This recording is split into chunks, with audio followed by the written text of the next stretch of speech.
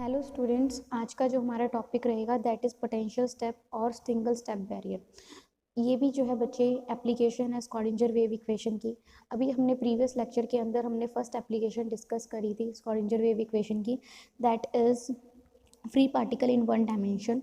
उसके अंदर हमने क्या किया था बच्चे, एक वन डायमेंशनल बॉक्स लिया था, x0 और xa रीजन के अंदर जो है पोटेंशियल की वैल्यू 0 ली थी। और उसके बाद जो है अगर हम बॉक्स के बाहर आउटसाइड द बॉक्स देखते हैं तो पोटेंशियल हमने क्या लिया था बच्चे, इनफाइनाइट कंसीडर किया था। तो आज जो हम करेंगे सिंगल स्टेप बैरियर। अब आपको सिंपल से पता लग रहा है कि बैरियर, यहाँ पे कुछ ना कुछ बैरियर होगा, कुछ ना कुछ रुकावट होगी पार्टिकल के लिए। तो यहाँ पे बच्चे हमारे पास दो केस बनते हैं, energy is greater than V naught and energy is less than V naught. Energy क्या बच्चे, टोटल पार्टिकल की जो एनर्जी है अगर ग्रेटर देन है वी नॉट यानी पोटेंशियल स्टेप बैरियर से, और एक रीज़न हम कंसीडर करेंगे जब टोटल एनर्जी जो है पार्टिकल की लेस देन है बच्चे वी नॉट से। तो सबसे पहले हम करेंगे पोटेंशियल स्टेप जो है for the E is greater than V naught. तो पहले हमें पता होना चाहिए पोटेंशियल स्टेप क्या होता है। तो पोटेंशियल स्टेप क्या होता है बच्चे, हमने यहाँ पे कोई पार्टिकल कंसीडर किया जो कि एक्स डायरेक्शन में ही मूव कर रहा है। हमने पार्टिकल कंसीडर किया वो फ्रीली मूव कर रहा है, उसके ऊपर कोई भी पोटेंशियल फ्री कुछ भी नहीं लग रहा है, कोई भी फोर्स फील्ड उसके ऊपर नहीं लग रही है। पर जैसे ही बच्चे एक हमने सिंबल, एक लिमिटेड रीजन, एक छोटा रीजन कंसीडर किया है जहाँ पे उसके ऊपर जो है पोटेंशियल लग रहा है वी नॉट, तो ये क्या कहलाएगा बच्चे, आपका पोटेंशियल स्टेप बैरियर। यानी कि यहाँ पे जो पोटेंशियल है उसकी सिर्फ एक ही डिसकंटिन्यूटी हम कंसीडर करेंगे, और वो पोटेंशियल की कंटिन्यूटी कहाँ पे आएगी, x is equal to 0 region पे आएगी। यानी कि ओरिजिन पे हम क्या कंसीडर करके चलेंगे, डिसकंटिन्यूटी कंसीडर करके चलेंगे पोटेंशियल की। तो हम इस सिचुएशन को हम किस तरह से लिख सकते हैं कि जो हमारा पोटेंशियल है is equal to 0 for x is less than 0। मतलब हमारे पास दो रीज़न होंगे बच्चे, रीज़न 1 एंड रीज़न 2। रीज़न 1 क्या कहता है बच्चे, जब हमारा x लेस देन 0 है, यानी कि जब हमारा x जो है 0 से कम है, यानी कि लेफ्ट हैंड साइड वाला रीज़न, तो उस केस में पोटेंशियल की वैल्यू 0 होगी, यानी कि कोई भी फोर्स फील्ड जो है पार्टिकल के ऊपर एक्ट नहीं कर रही है। पर जैसे ही x इज इक्वल टू 0 की अगर हम बात करते हैं, या फिर 0 से आगे का रीज़न की बात करते हैं, तो एक बैरियर आएगा जिसका मतलब ये है कि उसके ऊपर पोटेंशियल एक्ट करेगा, और पोटेंशियल की वैल्यू क्या आएगी बच्चे, वी नॉट होगी। और ये रीज़न क्या है आपका, सेकेंड रीज़न। तो ये हमारे पास जो है, इसको हम क्या कहते हैं बच्चे, पोटेंशियल स्टेप बैरियर, या फिर आप कह सकते हो सिंगल स्टेप बैरियर भी आप कह सकते हो। तो हम यहाँ पे बच्चे वन डायमेंशनल पोटेंशियल बैरियर ही कंसीडर करके चलेंगे, यानी कि जो भी पार्टिकल आएगा वो सिर्फ एक्स डायरेक्शन में ही मूव करेगा। तो one dimensional potential step barrier हम कंसीडर कर रहे हैं, और केस क्या ले रहे हैं बच्चे, E is greater than V naught. अब देखो हमने क्या किया, हमने माना कोई पार्टिकल है, उसकी कुछ ना कुछ एनर्जी होगी, मान लो उसकी ई एनर्जी है, और वो जो है आपका लेफ्ट डायरेक्शन से आ रहा है, ठीक है। और जैसे ही बच्चे वो x इजिकल टू 0 पे आएगा, तो उसके बाद क्या हो जाएगा, वो पोटेंशियल से ही, यानी कि क्या होगा बच्चे, x इज इक्वल टू 0 पे बच्चे उसके ऊपर जो है पोटेंशियल एक्ट करेगा, एक बैरियर आएगा, और जिसकी वैल्यू क्या आएगी बच्चे, V x is equal to V naught. तो हम इसको इस तरह से भी डिफाइन कर सकते हैं बच्चे कि वही x is equal to x is less than 0 पे जो है पोटेंशियल 0 था, और ग्रेटर देन इक्वल टू 0 पे वी नॉट आ गया। ये रीज़न 1 है, ये रीज़न आपका 2 है। अब बच्चे ये जो टोटल एनर्जी थी पार्टिकल की, हम मान के चलते हैं कि जो पार्टिकल आ रहा है आपका, उसकी जो टोटल एनर्जी है वो क्या है बच्चे, ग्रेटर देन वी नॉट है। अगर हम टोटल एनर्जी जो है इस बैरियर से ज़्यादा ले रहे हैं, तो हमारे पास बच्चे एक फॉर्मूला था कि अगर हमारी टोटल एनर्जी जो है ग्रेटर देन वी नॉट है, तो हम ये कह सकते हैं कि 2m ई माइनस वी नॉट। तो यानी कि ये वाली जो टर्म होगी बच्चे कैसी होगी, पॉजिटिव होगी और रियल होगी। तो यानी कि ये वाली जो टर्म होगी पॉजिटिव होगी, रियल होगी। इसका मतलब हम ये भी कह सकते हैं बच्चे कि कुछ ना कुछ प्रोबेबिलिटी है। क्लासिकली अगर हम देखें बच्चे कि क्लासिकली जब एनर्जी जो है पोटेंशियल बैरियर से, अब कोई बैरियर लगा हुआ है, ये मान लो बैरियर है बच्चे यहाँ पे, और कोई पार्टिकल आ रहा है और उसकी एनर्जी जो इस बैरियर से ज़्यादा होगी, तो ऑफकोर्स क्लासिकली क्या कहेंगे कि ये इसको क्या कर जाएगा, पेनिट्रेट कर जाएगा। तो यही कह रखा है कि जो पार्टिकल आएगा, क्लासिकली हम क्या कह रहे हैं कि क्लासिकली हम ये बोल सकते हैं कि जो भी पार्टिकल होगा वो क्या करेगा, पेनिट्रेट कर जाएगा, इस बैरियर को बच्चे क्या कर जाएगा, पेनिट्रेट कर जाएगा, इसमें से पास हो जाएगा। तो यानी कि और कहाँ जाएगा, एक्स डायरेक्शन में, पॉजिटिव एक्स डायरेक्शन में वो मूव करने लगेगा। तो इसका मतलब ये है कि क्लासिकली हम देखें पार्टिकल इस रीजन में भी हो सकता है और पार्टिकल इस रीजन में भी हो सकता है, क्योंकि उसकी एनर्जी क्या है बच्चे, ग्रेटर देन वी नॉट है, तो वो आराम से जो है इस बैरियर को क्रॉस करके इस रीजन में जा सकता है, यानी पॉजिटिव एक्स डायरेक्शन में मूव कर सकता है। पर बच्चे हम क्वांटम मैकेनिकली की अगर हम बात करें तो क्वांटम मैकेनिक्स क्या कहती है कि जो पार्टिकल है वो भाई पार्टिकल नेचर नहीं है, उसका कैसा नेचर है बच्चे, वेव नेचर है। तो इसका मतलब ये होगा, ये हमारे पास बैरियर है तो पार्टिकल कैसा आएगा, in the form of wave आएगा। और जैसे ही वो इस बैरियर से टकराएगा v is equal to V naught वाले बैरियर से, तो क्या होगा, कुछ तो बच्चे क्या होगा, वो रिफ्लेक्ट बैक होगा, ठीक है, कुछ पोर्शन तो उसका रिफ्लेक्ट बैक होगा और कुछ क्या हो जाएगा बच्चे, ट्रांसमिट हो जाएगा। यानी कि जो इंसिडेंट पार्टिकल आया वो कैसा था, इन द फॉर्म ऑफ वेव था। तो वेव क्या होती है बच्चे, कुछ तो क्या हो जाएगी, रिफ्लेक्ट बैक हो जाएगी और कुछ क्या हो जाएगी बच्चे, ट्रांसमिट हो जाएगी। तो ये जो है क्या कहती है, जब एनर्जी उसकी क्या होगी बच्चे, ग्रेटर देन वी नॉट होगी। अब देखो बच्चे, जब एनर्जी जो है लेस देन वी नॉट का अगर हम केस कंसीडर करें, पर हम आगे डिस्कस करेंगे, हम थोड़ा सा बता देते हैं। जब एनर्जी जो है लेस देन वी नॉट होगी तो आपके पास 2m क्या हो जाएगा बच्चे, वी नॉट माइनस ई, यानी कि ये हमारा नेगेटिव होगा। अब देखा जाए तो क्लासिकली हम देखें कि एनर्जी पार्टिकल की इतनी ज़्यादा नहीं है कि वो इस बैरियर को क्रॉस कर सके, तो इसका मतलब कोई भी ट्रांसमिशन नहीं होगा। बट बच्चे क्वांटम मैकेनिकली हम क्या कहते हैं कि वो तो क्या है बच्चे, वेव है, वेव है, तो इसका मतलब क्या होगी, जो भी इसकी एनर्जी होगी ऑफकोर्स उससे लेस देन भी हो, पोटेंशियल बैरियर से लेस देन भी हो, फिर भी बच्चे हमारा कुछ ना कुछ यहाँ पे जो वेव फंक्शन है, वेव फंक्शन क्या होता है बच्चे कि probability of finding the electron, ठीक है, वो क्या होगा बच्चे, इस रीजन सेकंड रीजन के अंदर जो है नेगेटिव देखा जाएगा। तो हम ये कहेंगे बच्चे कि कुछ ना कुछ जो है वेव क्या होगी, ट्रांसमिट हुई है। यानी कि वेव फंक्शन जो है वो इस रीजन के अंदर x ग्रेटर देन 0 के रीजन के अंदर जो है हमारा वेव फंक्शन कैसा आएगा बच्चे, कुछ ना कुछ होगा। इसका मतलब ये है कि कुछ ना कुछ पॉसिबिलिटी है कि पार्टिकल को फाइंड आउट करने की। तो यहाँ पे बच्चे एक एग्जांपल लिया हुआ था कि मान लो कोई ग्लास है और यहाँ पे लाइट आ रही है, तो जब लाइट ग्लास के ऊपर फॉल करती है तो क्या होती है, इंसिडेंट वेव जो होती है वो क्या हो जाती है, पार्शली जो है ट्रांसमिट हो जाती है। यानी कि जो वेव आई है वो थोड़ी सी इसको पेनिट्रेट करके या इसमें से निकल जाती हैं। तो ये जो है इसी तरह से हम इसको समझ सकते हैं कि जो भी वेव आ रही है उसकी एनर्जी बेशक उससे कम है, पर हम देखते हैं कि कुछ ना कुछ जो है वेव फंक्शन इस सेकंड रीजन के अंदर मतलब नॉन जीरो रहा है। दैट मीन्स कुछ ना कुछ प्रोबेबिलिटी है कि पार्टिकल जो है उसने इसको पेनिट्रेट किया। बट अभी हम लोग सिर्फ और सिर्फ अपने फर्स्ट पोर्शन के ऊपर ही डिस्कस करेंगे जहाँ पे एनर्जी क्या थी, वी नॉट थी। तो क्लासिकली भी यही था कि जो भी पार्टिकल आएगा वो क्या करेगा, पेनिट्रेट कर जाएगा ऐसे ही, और पॉजिटिव एक्स डायरेक्शन में मूव करेगा। और क्वांटम मैकेनिकली क्या था बच्चे, पार्टिकल जो है वेव है, तो कुछ वेव जो है वो क्या होगी बच्चे, हम तो क्वांटम मैकेनिक्स की बात करेंगे ना, तो पार्टिकल जो है इन द फॉर्म ऑफ वेव है, तो जैसे ही वो पोटेंशियल बैरियर पे आएगा तो कुछ वेव क्या हो जाएगी बच्चे, रिफ्लेक्ट बैक हो जाएगी और कुछ क्या हो जाएगी बच्चे, ट्रांसमिट हो जाएगी। तो यहाँ से हमारे पास सबसे पहले हम लिखेंगे बच्चे one dimensional Schrodinger wave equation. वो क्या होती है बच्चे, D square D x square second derivative of psi का एक्स के रिस्पेक्ट में प्लस 2m बाय में H cut square E minus V x I is equal to 0। इसको इक्वेशन नंबर 18 दे दो, जो हमारी पिछली इक्वेशन थी वो 17 थी। तो बच्चे यहाँ से हमारे पास क्या आ जाएगा, अब हमारा जो केस है that is E is greater than V naught. तो स्क्वाडिंजर वेव इक्वेशन क्या कहती है कि second derivative of psi with respect to x plus में 2m H cut square is equal to E psi. देखो एक्स जब less than हम zero ले रहे हैं तो पोटेंशियल क्या है बच्चे, जीरो है, तो यहाँ से बच्चे हमारे पास क्या आ जाएगा, ई साई। अब एक्स ग्रेटर देन जीरो पे हमारा जो पोटेंशियल है उसकी वैल्यू क्या है बच्चे, वी नॉट है, तो ये क्या हो जाएगा बच्चे, 2m बाय में H cut square E minus में V naught psi is equal to 0। अब प्रोपगेशन कांस्टेंट के हम टर्म्स में लिखें तो 2m ई बाय में H cut square is equal to k1, ये फर्स्ट प्रोपगेशन कांस्टेंट है, और 2m E H cut square E minus में वी नॉट और इज इक्वल टू k2, ये जो है बच्चे आपका सेकेंड प्रोपगेशन कांस्टेंट है। तो यहाँ से बच्चे इन दोनों इक्वेशन को अगर मैं लिखूँ तो इन दोनों इक्वेशन से हमारे पास क्या आ जाएगा कि डी साई का square D x square plus में k1 square psi is equal to 0। ऐसे ही हमारे पास क्या हो जाएगा, second derivative of psi with respect to x plus में k2 एक्स स्क्वायर प्लस में k2 x square psi is equal to 0। तो x लेस देन 0 और x ग्रेटर देन 0।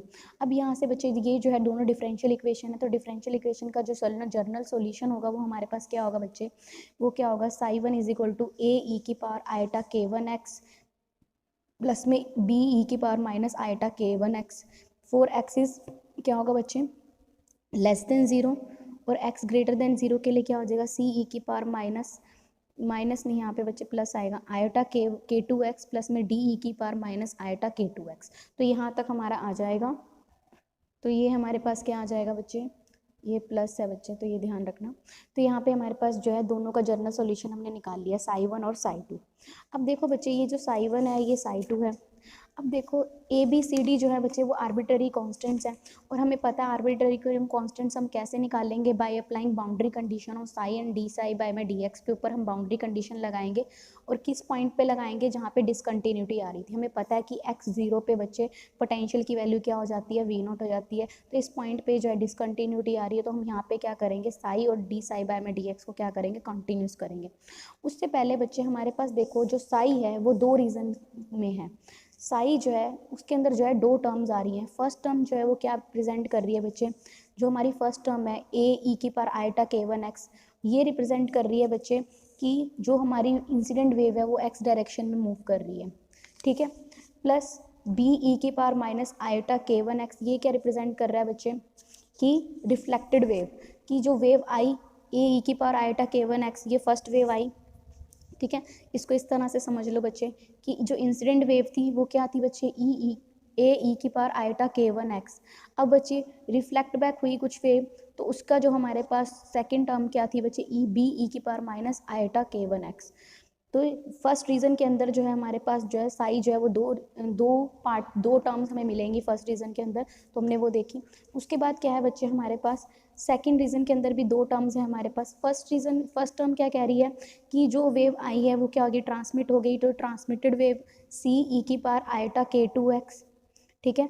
पर बच्चे यहाँ पे देखो बच्चे x इज इक्वल टू 0 पे तो डिसकंटिन्यूटी है, तो ऑफकोर्स यहाँ से जो भी वेव आएगी वो रिफ्लेक्ट बैक होगी, पर आगे कहीं पे कोई डिसकंटिन्यूटी नहीं है, आगे कहीं पे कोई डिसकंटिन्यूटी नहीं है। तो इसका मतलब जो है जो डी ई की पावर माइनस आयटा k2x है, इसका मतलब ये कोई रिफ्लेक्ट बैक नहीं होगी वेव, कोई भी वेव जो है वो रिफ्लेक्ट बैक नहीं होगी, क्योंकि यहाँ पे आगे कोई बैरियर है ही नहीं, कोई डिसकंटिन्यूटी नहीं है, तो वेव तो आगे ही मूव करेगी, कभी रिफ्लेक्ट बैक नहीं होगी। तो ये जो डी का कॉफिशिएंट था बच्चे, ये जो ई की पावर माइनस आयटा k2x है, इसका जो कॉफिशिएंट है वो क्या हो जाएगा बच्चे, सिंपली 0 हो जाएगा। तो यहाँ पे यही लिखा हुआ है कि but there is discontinuity only at x is equal to 0 in second region. Second region में सिर्फ x इज इक्वल टू 0 पे ही है, और इसके बाद कोई डिसकंटिन्यूटी नहीं है, तो रिफ्लेक्शन नहीं होगी सेकंड रीजन में। इसका मतलब जो है हमारे पास जो d है उसकी वैल्यू क्या हो जाएगी, 0 हो जाएगी। तो हम जो है हमारी जो इक्वेशन क्या बन जाएगी, Sai 2 is equal to C E की power eta k2x for x greater than 0।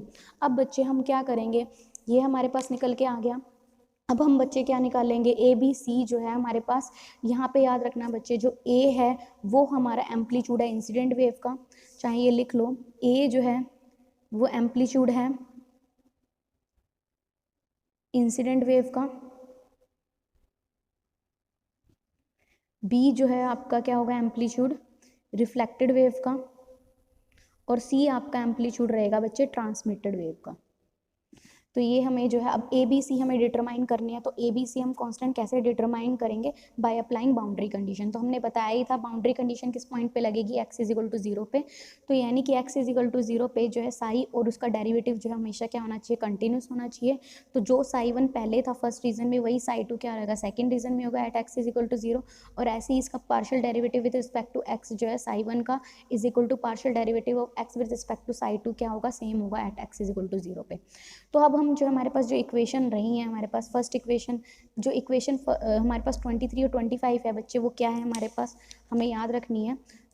ये जो है बच्चे साई 1 हमारे पास ये 23 इक्वेशन थी, साई 1 ई की पावर आयटा k1x प्लस में बी ई की पावर माइनस आयटा k2x, और साई 2 हमारे पास क्या निकल के आया बच्चे, सी ई की पावर आयटा k2x, यहाँ पे k1x है बच्चे। तो यहाँ पे हमारे पास ये 23 और ये 24 इक्वेशन रही होंगी।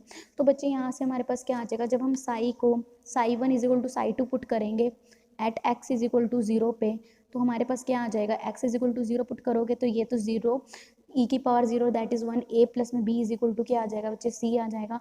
ऐसे ही इसका पार्शियल डेरिवेटिव निकालेंगे विद रिस्पेक्ट टू x और उसको इक्वल रखेंगे, तो हमारे पास क्या आ जाएगा बच्चे,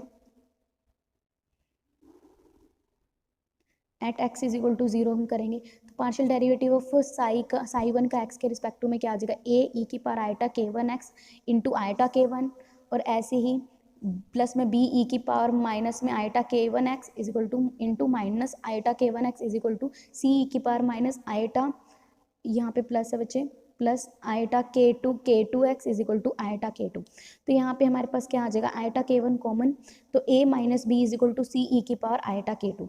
आयटा से आयटा आप कैंसिल भी कर सकते हो, तो यहाँ से क्या आ गया, k1 is equal to a minus B is equal to C k2। और यहाँ पे जो हमारे पास जो है a प्लस बी है वो किसके इक्वल है, c के इक्वल है, c की वैल्यू सब्सटीट्यूट कर देंगे तो क्या आ जाएगा, a प्लस में b k2। तो यहाँ से बच्चे हम क्या निकाल सकते हैं, k1 minus k2 a is equal to k1 plus k2 b। तो यहाँ से हमने b निकाल लिया k1 माइनस k2 बाय में k1 प्लस k2 a। तो इसको इक्वेशन नंबर क्या लो बच्चे 28। अब ये जो हमने b निकाला है, b क्या है बच्चे, हमारा एम्पलीट्यूड है रिफ्लेक्टेड वेव का, ठीक है। तो b जो हमने कैलकुलेट किया है वो हम क्या करेंगे, इसके अंदर सब्सटीट्यूट कर देंगे, तो हम c कैलकुलेट कर सकते हैं a प्लस बी से।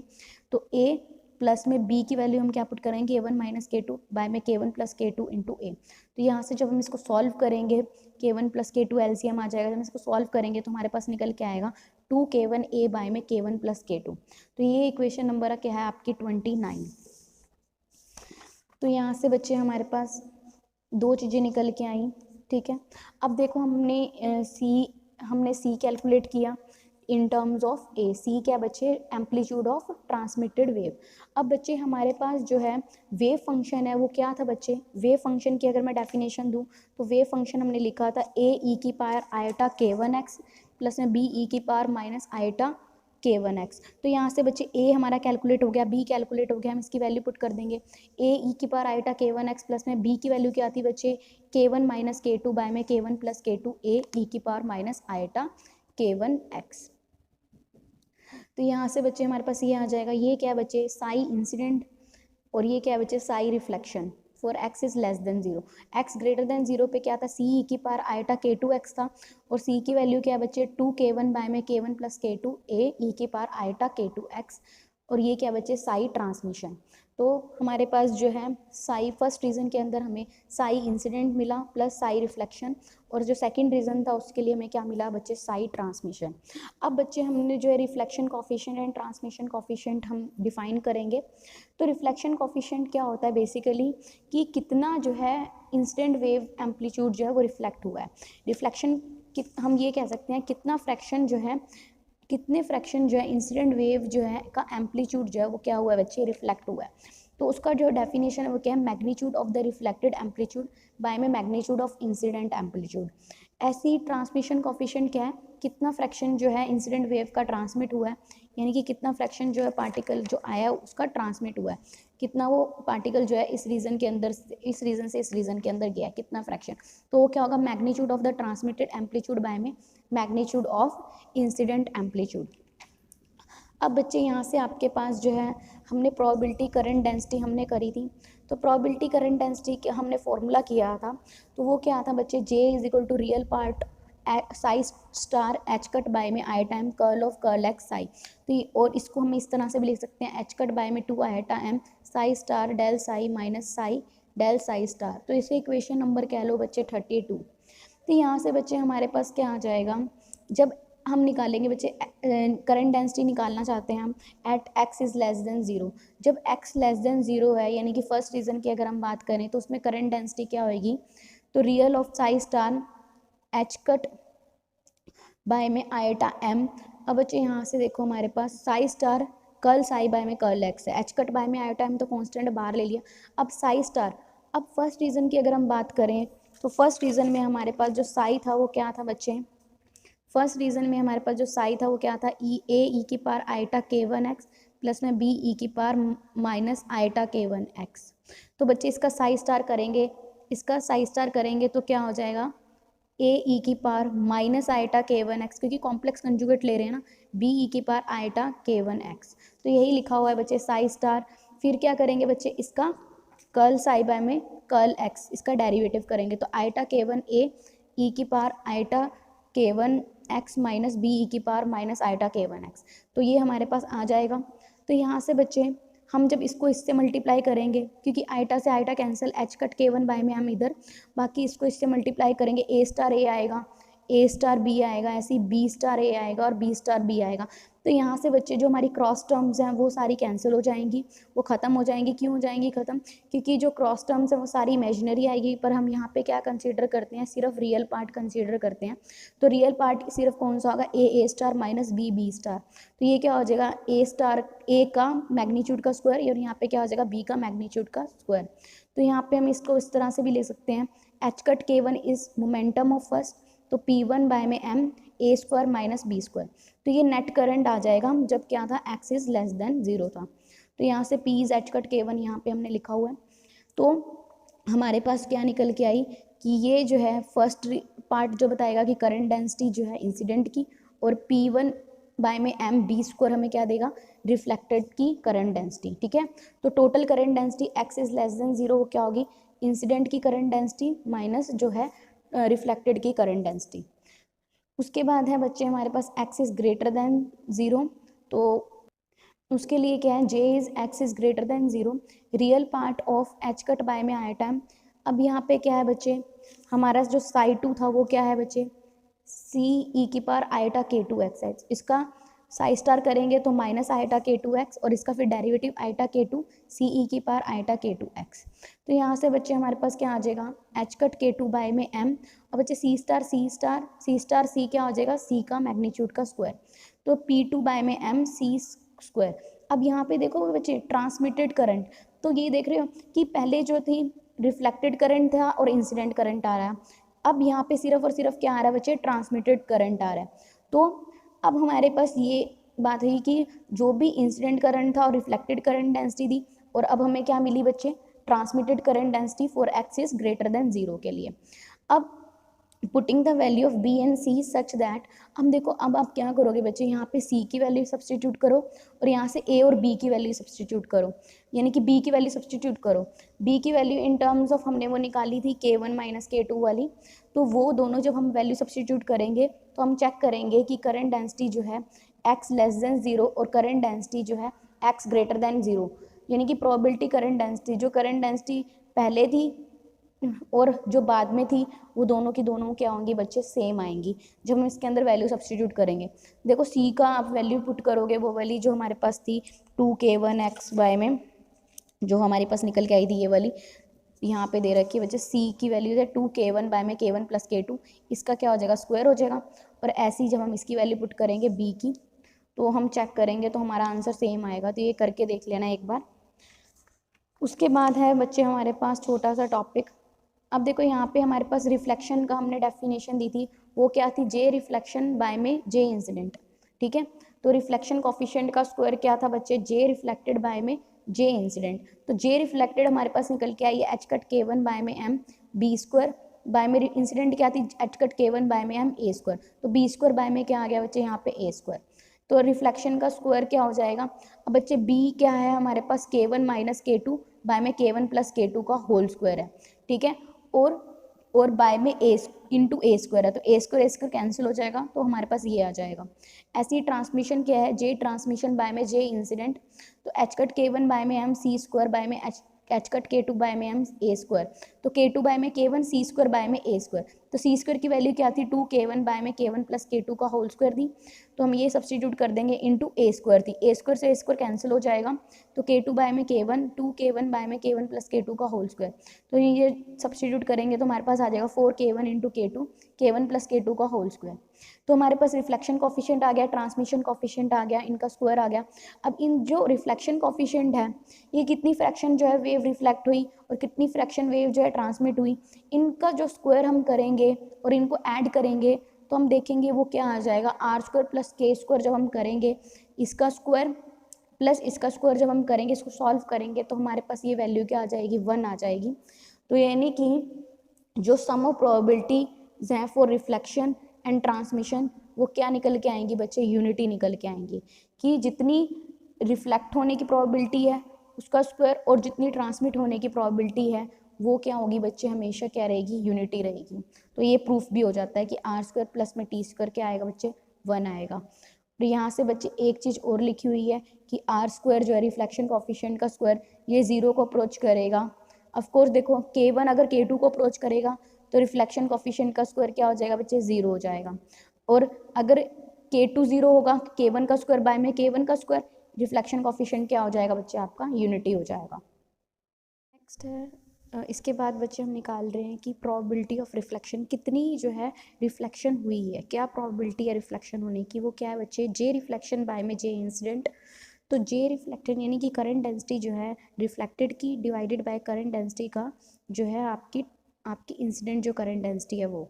तो ये क्या बच्चे रिफ्लेक्शन कॉफिशिएंट है, और ये क्या दे रहा है हमें कि कितनी प्रोबेबिलिटी है रिफ्लेक्शन होने की, तो वो क्या होगी बच्चे, आर का स्क्वायर। आर क्या था, सिंपल रिफ्लेक्शन कॉफिशिएंट था, वो मैंने आपको बताया magnitude of the reflected wave by में मैग्नीट्यूड ऑफ इंसिडेंट वेव, ठीक है। और आर का स्क्वायर हमें क्या देगा, प्रोबेबिलिटी ऑफ रिफ्लेक्शन हमें देगा, तो वो क्या होगा, जे रिफ्लेक्शन बाय में जे इंसिडेंट। तो यहाँ से बच्चे हमारे पास क्या आ जाएगा, जे रिफ्लेक्टेड जो है हमने निकाला अभी, वो क्या निकल के आया है, एच कट K1 बाय में एम बी स्क्वायर बाय में इंसिडेंट क्या है, एच कट K1 बाय में ए स्क्वायर। तो यहाँ से हमारे पास क्या आ गया, ये कैंसिल हो गया, बी स्क्वायर बाय में ए स्क्वायर। अब b की वैल्यू हम पुट करेंगे तो हमें पता है b की वैल्यू क्या है, K1 माइनस K2 का होल स्क्वायर बाय में K1 प्लस K2 का होल स्क्वायर इंटू ए, ठीक है ना, इंटू ए स्क्वायर। अगर हम b की वैल्यू सब्सटीट्यूट करें, b की वैल्यू अगर हम वैसे बताएं तो क्या है, वो है K1 माइनस K2 बाय में K1 प्लस K2 इंटू ए। तो यहाँ पे ये है, हम इसकी वैल्यू सब्सटीट्यूट करेंगे तो किसका क्या आ जाएगा, होल स्क्वायर इंटू ए का स्क्वायर, तो ये कैंसिल हो जाएगा, आर का स्क्वायर हमारे पास क्या निकल के आ जाएगा, K1 माइनस K2 का होल स्क्वायर बाय में K1 प्लस K2 का होल स्क्वायर। ऐसी ही ट्रांसमिशन, क्या प्रोबेबिलिटी है ट्रांसमिशन की, तो ट्रांसमिशन कॉफिशिएंट था टी, जिसको हम क्या कहते थे, magnitude of transmitted wave by में magnitude of reflect incident wave, और टी का स्क्वायर हमें क्या दे देगा, प्रोबेबिलिटी ऑफ ट्रांसमिशन। तो वो क्या होगा बच्चे, जे ट्रांसमिशन बाय में जे इंसिडेंट। जे ट्रांसमिशन क्या था, एच कट K2 बाय में एम इंटू सी स्क्वायर, और बाय में एच कट K1 बाय में एम ए स्क्वायर। तो यहाँ से क्या आ जाएगा, K2 बाय में K1 सी स्क्वायर इंटू ए स्क्वायर। हमें पता है सी स्क्वायर की वैल्यू क्या बच्चे, 2K1 बाय में K1 प्लस K2 ए था, और ये हम जब सब्सटीट्यूट करेंगे तो क्या आ जाएगा, K2 बाय में K1, 2K1 बाय में K1 प्लस K2 का होल स्क्वायर, ए स्क्वायर से ए स्क्वायर कैंसिल हो जाएगा। तो यहाँ से बच्चे हमारे पास आ गया 4K1 into K2, K1 plus K2 का होल स्क्वायर। ये है आपकी इक्वेशन नंबर 36। अब देखो प्रोबेबिलिटी ऑफ रिफ्लेक्शन हमारे पास निकल के आई, प्रोबेबिलिटी ऑफ रिफ्लेक्शन हमारे पास निकल के आई क्या, K1 माइनस K2 का whole square, K1 plus K2 का होल स्क्वायर। और प्रोबेबिलिटी ऑफ ट्रांसमिशन हमारे पास निकल के आई 4K1 इंटू K2 बाय में K1 प्लस K2 का होल स्क्वायर। तो ये जो सम ऑफ रिफ्लेक्शन प्रोबेबिलिटी और ट्रांसमिशन प्रोबेबिलिटी है, ये हमेशा क्या होगी बच्चे, यूनिटी होगी। यानी कि जो ट्रांसमिशन रिफ्लेक्शन की प्रोबेबिलिटी है और इसका सम, इसको स्क्वायर प्लस इसका सम करेंगे ट्रांसमिशन के साथ जो प्रोबेबिलिटी है, इन दोनों प्रोबेबिलिटी का जो सम है वो हमें क्या दे दे, वो हमेशा क्या रहेगा बच्चे, यूनिटी ही रहेगा। तो हम देखते हैं, चेक करते हैं क्या इनका सम यूनिटी है। तो ये क्या हो जाएगा, K1 माइनस K2 बाय में K1 प्लस K2 का होल स्क्वायर, इनका square plus 4K1 K2 by में K1 प्लस K2 का होल स्क्वायर। जब हम ये चेक करेंगे, इसका एलसीएम वगैरह लेंगे तो हमारे पास ये क्या आ जाएगा बच्चे, 1 आ जाएगा। तो यानी कि जो सम ऑफ प्रोबेबिलिटी है फॉर रिफ्लेक्शन एंड ट्रांसमिशन, वो हमेशा किसके इक्वल होगी बच्चे, यूनिटी के इक्वल होगी, यानी कि 1 के इक्वल होगी। और यहाँ से बच्चे एक और रिजल्ट इंपॉर्टेंट है, रिफ्लेक्शन क्या है, प्रोबेबिलिटी ऑफ रिफ्लेक्शन क्या है, आर स्क्वायर। अब आर स्क्वायर जो है बच्चे यहाँ पे किसके ऊपर डिपेंड कर रहा है, K1 K2 K1 plus K2 के ऊपर डिपेंड कर रहा है। अब बच्चे हमने क्या किया, K1 अगर K2 को अप्रोच करेगा तो रिफ्लेक्शन जो ट्रांसमिशन रिफ्लेक्शन प्रोबेबिलिटी है वो क्या हो जाएगी बच्चे, 0 हो जाएगी। यानी कि जब K1 जो हमारी इंसिडेंट वेव है और जो रिफ्लेक्टेड वेव है, यानी कि प्रोपगेशन ऑफ इंसिडेंट वेव का प्रोपगेशन और रिफ्लेक्टेड वेव का प्रोपगेशन जो होगा, अगर ये क्या हो जाए, सेम हो जाए, तो हमारी प्रोबेबिलिटी ऑफ रिफ्लेक्शन क्या हो जाएगी बच्चे, 0 हो जाएगी। यानी कि कोई भी वेव जो है वो रिफ्लेक्ट बैक नहीं करेगी, ठीक है ना। तो रिफ्लेक्ट बैक होने की प्रोबेबिलिटी क्या हो जाएगी बच्चे, 0 हो जाएगी। ऐसी R square is equal to 1, अगर हम K2 को क्या ले लें बच्चे, 0 ले लें, तो उस केस में क्या आ जाएगा, रिफ्लेक्शन की प्रोबेबिलिटी क्या हो जाएगी, मैक्सिमम हो जाएगी, और वो किसके इक्वल होगी बच्चे, यूनिटी के इक्वल होगी। यहाँ से हमारे पास एक दो चीज़ें और इम्पॉर्टेंट हैं, वो भी हम डिस्कस कर लेते हैं। तो यहाँ से बच्चे देखो, तो K2 K1 को अप्रोच कर रही है, यहाँ से बच्चे K2 की वैल्यू क्या है, 2m बाय में H cut square E minus V naught, और K1 की वैल्यू क्या है, 2m ई बाय में एच कट स्क्वायर। तो ये रिजल्ट याद रखना। तो यहाँ पे बच्चे अगर K2 K1 को अप्रोच करेगा, K2 K1 को अप्रोच करेगा, तो उस केस में वी नॉट हमारा क्या हो जाएगा, 0 हो जाएगा। क्यों 0 हो जाएगा बच्चे, कि K2 ने किसको अप्रोच किया, K1 को अप्रोच किया। K2 ने किसको अप्रोच किया, K1 को अप्रोच किया, तो रिफ्लेक्शन कोफिशिएंट क्या हो जाएगा बच्चे, R हमारा क्या हो जाएगा, प्रोबेबिलिटी ऑफ रिफ्लेक्शन 0 आ जाएगा। और जब K2 K1 को अप्रोच करेगा तो कोई भी रिफ्लेक्शन नहीं होगी, तो उस केस में हमारा V0 क्या हो जाएगा बच्चे, 0 हो जाएगा। और ऐसे ही hence the reflection will be 0 only if V0 is equal to 0। अब क्या कह रखा है बच्चे कि, और क्या कह रखा है, रिफ्लेक्शन अगर हमारी 0 होगी तो इसका मतलब ये कब होगा, जब हमारा V0 क्या होगा बच्चे, 0 होगा। और यानी कि जब V0 0 हो जाएगा, इसका मतलब ये है कि कोई भी जो हमारे पास पोटेंशियल बैरियर था, जब हमने ये V0 ही 0 ले लिया, कुछ भी नहीं है, तो हमारा क्या होगा, कोई भी बैरियर नहीं रहेगा, आराम से पार्टिकल जो है वो फ्रीली मूव करेगा। आगे क्या कह रहा है बच्चे, अगर हम कुछ फाइनाइट वैल्यू लेते हैं V0 की, अगर V0 की कुछ फाइनाइट वैल्यू में चाहिए तो K2 हमेशा क्या लेंगे बच्चे, हम लेस देन लेंगे K1 से। और अगर K2 लेस देन K1 से लेंगे तो हमारे पास जो रिफ्लेक्शन कॉफिशिएंट है, यहाँ से देखें, K2 लेस देन K1 लेंगे तो ये हमेशा क्या रहेगा बच्चे, पॉजिटिव रहेगा। और हमेशा क्या रहेगा, 1 से, यानी कि जो प्रोबेबिलिटी ऑफ रिफ्लेक्शन है वो हमेशा 1 पॉजिटिव रहेगी, और लेस देन क्या रहेगी, 1 रहेगी। तो यहाँ से एक और चीज़ हमारे पास निकल के आई कि अगर ई की वैल्यू बहुत बहुत बहुत ज़्यादा है, यानी कि जो एनर्जी है पार्टिकल की वो बहुत ज़्यादा है पोटेंशियल बैरियर से, तो उस केस में भी कुछ ना कुछ रिफ्लेक्शन होगी आपकी। और यहाँ पे क्या रखा है, रिफ्लेक्शन सबसे ज़्यादा कब होगी, जब V0 किसके इक्वल हो जाएगा बच्चे, ई के इक्वल हो जाएगा। जब V0 और इंसिडेंट एनर्जी इक्वल हो जाएंगे उस केस में रिफ्लेक्शन जो है बहुत ज़्यादा होगी। ये कुछ रिजल्ट्स हमारे पास निकल के आए हैं जो हमें याद रखने हैं। उसके बाद क्या है, अब देखो हमने देखा कि जैसे ही V0 आता है, यानी कि ये जैसे ही क्या होगा बच्चे, the property of reflection from a sudden change in potential arises from the wave nature of matter and does not exist in classical physics. क्या कह रखा है बच्चे कि जो वेव आई थी वो क्या हुई, सडनली क्या हुई, रिफ्लेक्ट बैक हुई। तो ये बेसिकली क्या है बच्चे, ये जो सडन चेंज आया पोटेंशियल में, ये बताता है कि जो वेव नेचर को बताता है मैटर के। और जो क्लासिकल फिजिक्स क्या कहती थी कि पार्टिकल का सिर्फ पार्टिकल नेचर होता है, वेव नेचर नहीं होता। तो ये जो है क्वांटम मैकेनिकली ही ट्रू है कि जो पार्टिकल है वो कैसा नेचर है, उनका वेव नेचर है। और यहाँ से एक और चीज़ निकल के आई है बच्चे कि the property of reflection from a sudden change in potential is purely quantum mechanical effect. तो मैंने वही कह रखा है कि जो सडन चेंज आएगा पोटेंशियल के अंदर वो क्या रिप्रेजेंट करेगा, वो रिप्रेजेंट करेगा कि ये क्वांटम मैकेनिकल इफेक्ट, यानी कि क्वांटम मैकेनिकल इफेक्ट को रिप्रेजेंट करेगा। और यहाँ से बच्चे हमारे पास जो T² है, ये जो है वो कभी भी ट्रांसमिशन जो है वो कभी भी यूनिटी नहीं हो सकता, 1 के इक्वल नहीं हो सकता। तो ट्रांसमिशन जो इज़ नॉट 1, दैट मीन्स क्या होगा, प्रोबेबिलिटी ऑफ, इसका मतलब अगर ट्रांसमिशन कोफिशिएंट 1 नहीं हो सकता, यानी कि ट्रांसमिशन प्रोबेबिलिटी ऑफ ट्रांसमिशन जो है कि ट्रांसमिट होने की पार्टिकल की प्रोबेबिलिटी ये 1 ना होने का मतलब ये है कि कुछ ना कुछ पार्टिकल जो है, कुछ ना कुछ जो है वेव जो है वो ट्रांसमिट नहीं होगी, कुछ ना कुछ जो है वो रिबाउंड बैक हुए होगा, यानी कि सारे के सारे पार्टिकल जो हैं वो ट्रांसमिट नहीं हुए हैं। ठीक है, the particle has some probability of not being transmitted, यानी कि पार्टिकल की कुछ ना कुछ प्रोबेबिलिटी है कि वो ट्रांसमिट नहीं हुए हैं। और जबकि क्लासिकल पॉइंट क्या कहता था कि जो भी पार्टिकल आएगा वो पूरा का पूरा पेनिट्रेट कर जाएगा इसमें से, पोटेंशियल में से। ठीक है, लेकिन ऐसा नहीं होता कि जो पार्टिकल आएगा उसमें से कुछ तो पार्ट उसका ट्रांसमिट हो जाएगा और कुछ पार्ट उसका ट्रांसमिट नहीं होगा। ठीक है, अगर हमारा ई जो है क्या है, ग्रेटर देन V0 है। और यहाँ से बच्चे एक चीज़ और है कि R² और T² किसके ऊपर डिपेंड कर रहे हैं, K1 K2 के ऊपर डिपेंड कर रहे हैं। अगर आप K2 को K1 से रिप्लेस कर दो, K1 को K2 से रिप्लेस कर दो, तब भी हमारे पास जो रिजल्ट आएगा वो हमेशा सेम रहेगा। ठीक है, R² और T² की वैल्यू में कोई चेंज नहीं आएगा। इसका मतलब ये है कि पार्टिकल जो है, अगर आप पार्टिकल को राइट साइड से भी इंसिडेंट करवाते हैं ना, तब भी हमारे पास सेम R और T की वैल्यू आनी थी। तो यानी कि कहने का मतलब ये है, अभी हम क्या कर रहे थे, पार्टिकल को लेफ्ट साइड से इंसिडेंट करवा रहे थे इस पोटेंशियल V0 पे। अब आपने क्या किया, K1 K2 को रिप्लेस कर दिया। इसका मतलब क्या है, डायरेक्शन ऑफ प्रोपगेशन जो है वो चेंज हो गई। अब क्या हो गया, पार्टिकल कहाँ से आ रहा है, राइट हैंड साइड से आ रहा है, तो और किसके ऊपर, पोटेंशियल के ऊपर इंसिडेंट हो रहा है, तो और ट्रांसमिट हो रहा है K1 से। तो यानी कि ये चेंज करने के बाद भी जो R और T है उसकी वैल्यू में कोई फ़र्क नहीं पड़ेगा, आपका सेम ही आएगा रिजल्ट। यानी कि प्रोबेबिलिटी ऑफ रिफ्लेक्शन और प्रोबेबिलिटी ऑफ ट्रांसमिशन की वैल्यू हमेशा क्या रहेगी, आपकी सेम रहेगी। यहाँ पे बच्चे R² और T² का प्लॉट किया हुआ है as a function of K2/K1। तो ये और देख लो बच्चे, तो R² K2 में K1 हमने प्लॉट करेंगे तो हमारे पास इस तरह से आएगा कि रिफ्लेक्शन कोफिशिएंट तो 1 हो सकता है, ठीक है ना, 1 से 1 लाई करेगा, लेकिन जो हमारा ट्रांसमिशन प्रोबेबिलिटी ऑफ ट्रांसमिशन है वो 1 नहीं हो सकती, 1 को अप्रोच कर सकती है बट 1 नहीं हो सकती। तो इस तरह से आपके पास जो है ग्राफ आएगा।